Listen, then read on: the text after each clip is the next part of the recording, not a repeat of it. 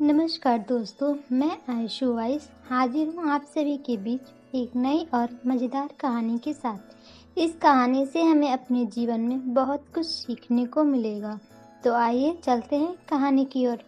हमारी कहानी का शीर्षक है मेहनत का फल। बहुत समय पहले की बात है।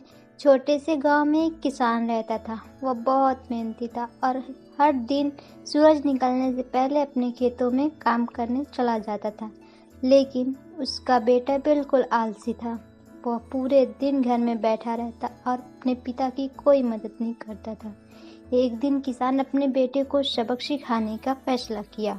उसने अपने बेटे को बुलाकर कहा, बेटा, मैं अब बूढ़ा हो गया हूँ।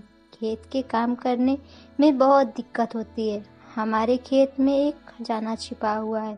अगर तुम वह खजाना ढूंढ लोगे तो तुम्हें जिंदगी भर मेहनत नहीं करनी पड़ेगी।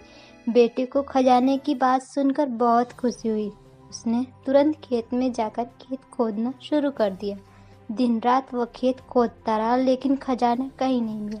उसने पूरा खेत खोद डाला और थक कर अपने पिता के पास आया। बेटे ने कहा, पिताजी, मैंने पूरा खेत खोद लिया, लेकिन मुझे कोई खजाना नहीं मिला।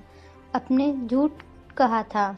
किसान मुस्कुराया और बोला, खजाना तो अब तुम्हारे पास है। खेत की मिट्टी तैयार हो चुकी है, अब इसमें बीज बो दो। बेटे ने अपने पिता की बात मानी और बीज बो दिए। कुछ महीने बाद फसल लहलहाने लगी। जब फसल की बिकी तो उन्हें बहुत पैसा मिला। बेटा समझ गया कि मेहनत असली खजाना है। दोस्तों, हमें इस कहानी से यह सीख मिलती है कि परिश्रम का कोई विकल्प नहीं है। मेहनत से ही हमें अपने जीवन का असली खजाना मिलता है। हमारी कहानी आप लोगों को कैसा लगा, कमेंट में ज़रूर बताएं। धन्यवाद।